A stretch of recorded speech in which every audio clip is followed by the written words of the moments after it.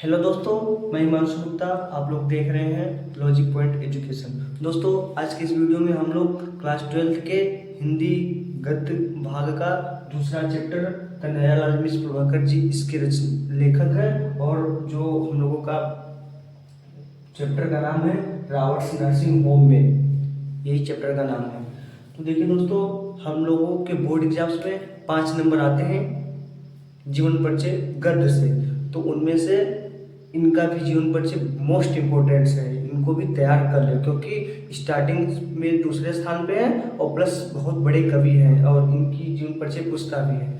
तो इनका देखिए जीवन परिचय देने का तरीका कैसे होता है और कैसे लिखें स्मार्ट अप्रोच के साथ और सेम मेथड्स के साथ बोर्ड एग्जाम्स में कॉपी लिखिएगा। ऐसे पहले बॉक्स बनाइएगा, बॉक्स में इनकी मेन जानकारी दे दीजिए, जैसे नाम, जन्म स्थान, पिता का नाम, माता का नाम, शिक्षाएं और थोड़ी रचनाएं और संपादन, इस प्रकार से बॉक्स में दे दीजिए। और उसके बाद ये जो बॉक्स में है इसी को साहित्यिक परिचय डाल के थोड़ा सा इसी को विस्तार में बनाना है, और प्लस जो उनकी कन्हैयालाल मिश्र प्रभाकर जी का जीवन परिचय को अगर पढ़ लेंगे अच्छे से तो कुछ उनके बारे में भी जानकारी रहेगा, उसी को इनरोल्ड करके बना लेंगे।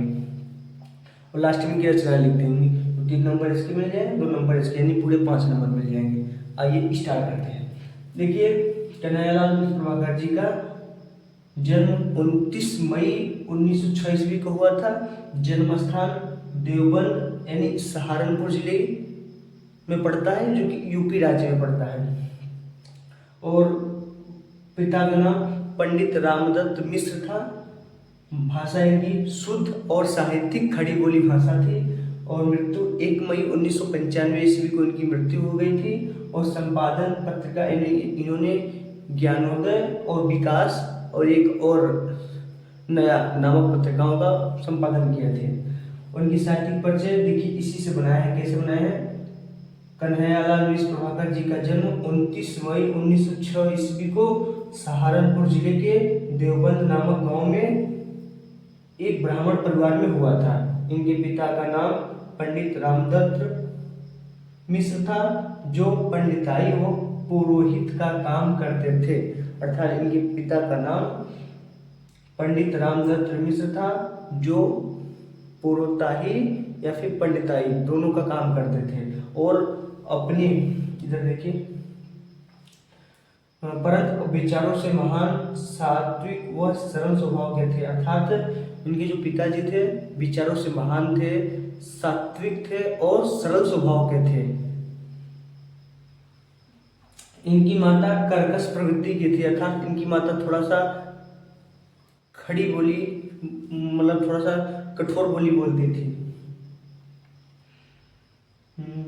इनकी प्रारंभिक शिक्षा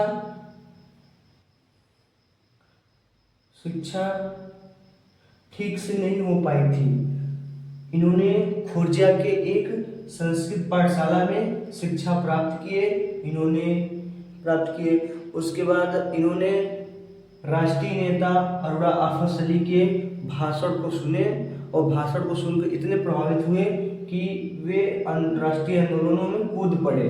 कई बार जेल यात्राएं भी किए। स्वतंत्रता के पश्चात पत्रकारिता में लग गए एवं साहित्य की सेवा करते हुए सन 1995 में पंचतत्व में विलीन हो गए। अर्थात इनकी मृत्यु हो गई। ठीक है दोस्तों, इसी के माध्यम से बनाए हैं। और रचनाएं में इनको रचनाएं लिखते हैं 3-4 लिखना पड़ता है जरूर, क्योंकि 2 नंबर है, 2 नंबर तो कम से कम 4 या फिर 3 रचनाएं लिखो। जैसे जिंदगी मुस्काई, माटी हो गई सोना, आकाश के तारे, दीप जले, शंख बजे, ये इनकी रचनाएं हैं। और देखिए दोस्तों, जीवन परिचय तो हो गया। इनके द्वारा एक रचना रचित मतलब लिखा गया है, जो हम लोग क्लास 12 के में हिंदी में पढ़ते हैं, रावर्स नर्सिंग होम में।